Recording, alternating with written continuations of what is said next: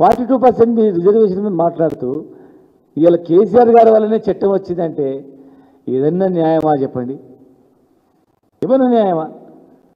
మీ స్థాయిలో మీరు మాట్లాడడం తగ్గుతుందా? అధికారం రావడానికి చెప్పొచ్చు, 100 అబద్ధాలు చెప్పొచ్చు, ఓకే. వచ్చిన తర్వాత కూడా ఇంకా 100 అబద్ధాలు ఆడతామంటే ఎట్లయితే చెప్పండి?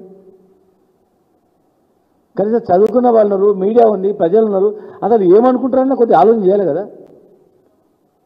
కేసీఆర్ గారి వల్ల 42% 23% తగ్గింది, 50% లోపలనే వచ్చి చట్టం తెచ్చిందని అన్నారు. కేసీఆర్ గారు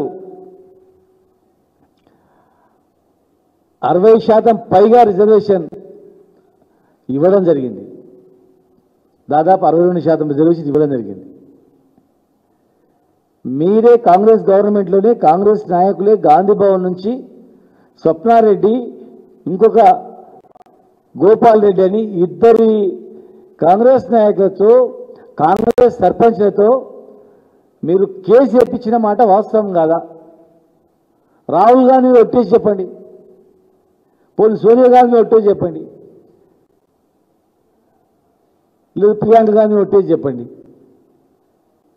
పెంచిన కేసీఆర్ గారు పెంచిన రిజర్వేషన్లను హైకోర్టులో వేసి కొట్టేపించింది కాంగ్రెస్ నాయకుల కాదా? గాంధీ భవన్ నుంచి జరిగిందా లేదా?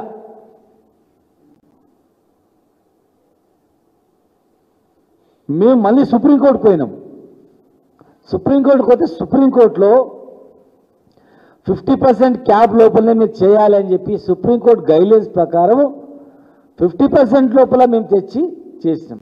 మరి మేము ఒకవేళ కేసీఆర్ గారు 50% చట్టం చేస్తే నువ్వు 70% చట్టం తీసుకురా, మరి 60% చట్టం తీసుకురా. నీ చేతిలో ఉంది, ముఖ్యమంత్రి చేతుల్నే మరి తగ్గించే అధికారం ఉన్నప్పుడు మీరు ఎందుకు చేస్తారు? మరి కావాలనే కదా. మేము ఎలక్షన్ మేనిఫెస్టోలో మేము పెట్టలే 42 ఇస్తాం, 52 ఇస్తాం, 62 ఇస్తామని మీరు పెట్టిండ్రు కనుక మేము అడుగుతా ఉన్నాం. ముఖ్యమంత్రి చేతుల్లో ఉన్నప్పుడు మీరెందుకు మరి పెట్టకుండా అటు ఇటు తిప్పుతున్నారు? ప్రజలకు చెప్పాల్సిన అవసరం ఉంది. అలా అబద్ధాలు నమ్మే పరిస్థితుల్లో తెలంగాణ ప్రజలు లేరు. అది ఓన్లీ డిసెంబర్ 2023 వరకు నడిచింది. అది తర్వాత జరగదు. అది అబద్ధాలు నమ్మే పరిస్థితి లేదు. నువ్వు ఏదైనా గవర్నమెంట్ ప్రభుత్వం ఏం చేయాల్సింది చెప్పేది పోయి ఎప్పుడు గొర్రెలకు పైసలు ఇస్తారు, గొర్రెలకు డబ్బులు వేస్తారంటే దాన్ని స్కామ్ పేరుగా దాన్ని పని చేయించారు.